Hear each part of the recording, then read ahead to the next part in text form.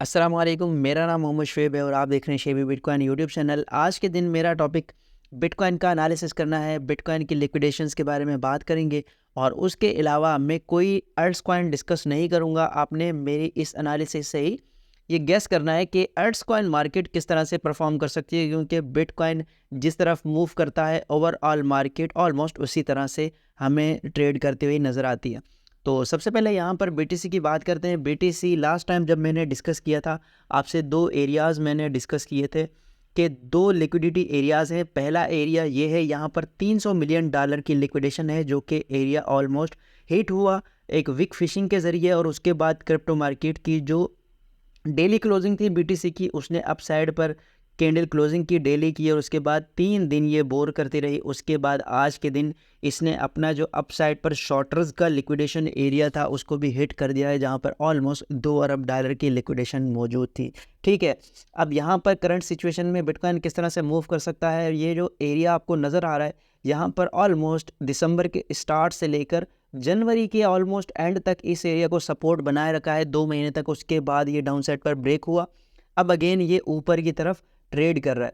तो यहाँ पर दो चीज़ें हो सकती हैं। अगर यहाँ से डेली क्लोजिंग नीचे हो जाती है तो फिर हमारे पास बिटकॉइन मज़ीद नीचे क्रैश कर सकता है और फिर यहाँ पर 200 डेज़ की मूविंग एवरेज को भी रीटेस्ट कर सकता है।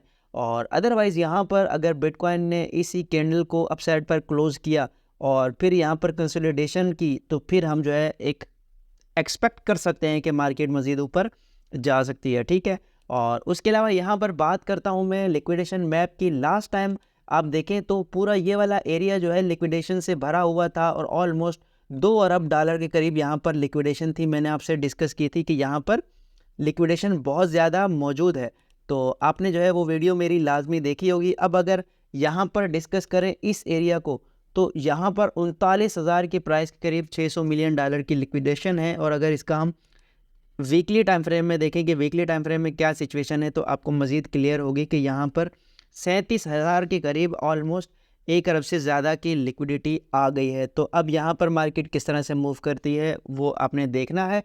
अब यहाँ पर जो अपसाइड पर 1-2 अरब डॉलर से ज़्यादा की लिक्विडेशन थी वो नीचे की तरफ आ गई है, तो यहाँ से मार्केट नीचे गिर सकती है।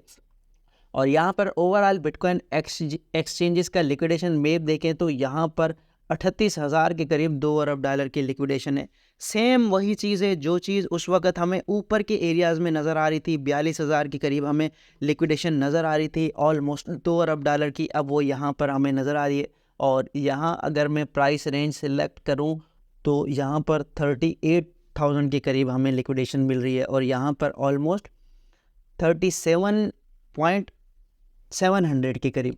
तो यहाँ पर हम एरिया मार्क कर देते हैं। वो कौन सा एरिया है, यहाँ पर ये वाला एरिया है, ये जोन है तकरीबन ये वाला।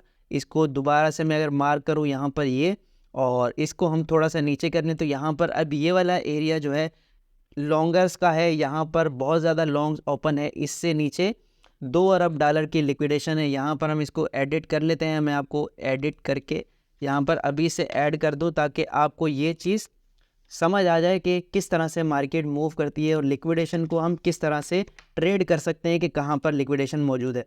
तो अब यहाँ पर हमारे पास इस एरिया से नीचे $2 अरब की लिक्विडेशन मौजूद है।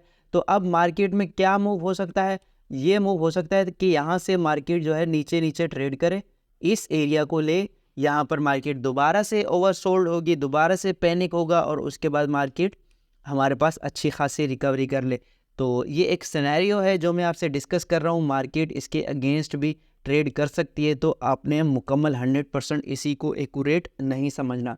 ठीक है, फिलहाल आपने वेट करना है। यहाँ पर ये जो एरिया है बहुत ज़्यादा इंपॉर्टेंट है। अगर इससे ऊपर क्लोजिंग हो जाती है तो फिर हमने अगले दिन का वेट करना है कि अगले दिन मार्केट किस तरह से मूव करती है। अगर अगले दिन मार्केट यहाँ सस्टेन नहीं करती और क्रैश कर जाती है इससे नीचे, तो फिर हम ये वाला लेवल देख रहे हैं 38,000 से 37,500 का अगेन। ठीक है, और उस वक्त ये जो 100 डेज़ की मूविंग एवरेज है ये हमारे पास वर्क नहीं करेगी। यहाँ से बिटकॉइन क्रैश करेगा यहाँ तक और उसके बाद ये वाली जो रेंज है जिसे हम अब एक्सपेक्ट कर रहे थे वो दोबारा से आ सकती है। और अदरवाइज़ यहाँ पर बिटकॉइन सस्टेन करता है, डेली क्लोजिंग ऊपर होती है और 1-2 दिन ऊपर ट्रेड करता है, तो ट्रेडर्स जो हैं वो कॉन्फिडेंस में आएंगे और यहाँ से प्राइस मज़ीद ऊपर जा सकती है। ठीक है, और उसके अलावा करंट सिचुएशन में अगर बात करें MACD की मूविंग एवरेज कन्वर्जेंस और डाइवर्जेंस की, तो यहाँ पर देखें ये बुलिश क्रॉसओवर दे रहा है, यहाँ पर अभी हुआ नहीं है लेकिन एक सिग्नल दे रहा है कि यहाँ से बुलिश क्रॉसओवर हो सकता है।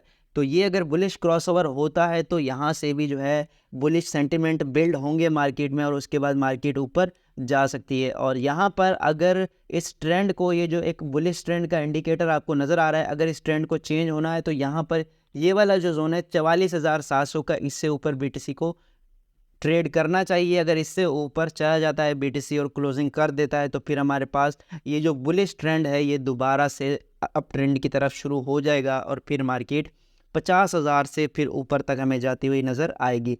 तो फिलहाल ये जो इतनी बड़ी करेक्शन हमें मिली है इसमें हमने बाइंग की है, मैंने आपको कॉइन्स भी रिकमेंड किए हैं।